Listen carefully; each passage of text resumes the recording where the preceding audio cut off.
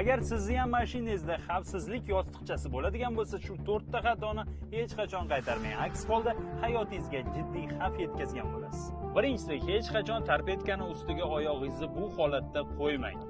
Chunki agarda xavfsizlik yostiqchasi ishlaydigan bo'ladigan bo'lsa, oyog'ingizni sindirish holatigacha olib kelishi mumkin. Ikkinchisi, rulga va tarpetkani boshqa bironta joylariga toshli munchoqlar osish tavsiya etilmaydi. Agarda airbag ishlagan holatda u sizga o'qday tegishi va zarar yetkazishi mumkin.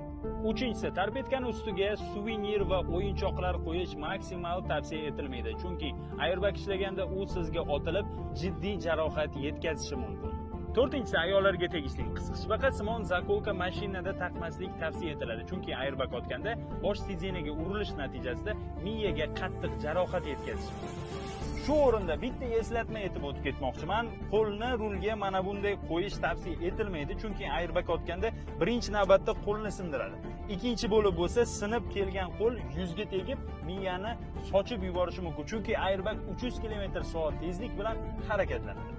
Bunaqa foydali videolarni o'tkazib yubormaslik uchun bizga obuna bo'lishni esingizdan chiqarmang.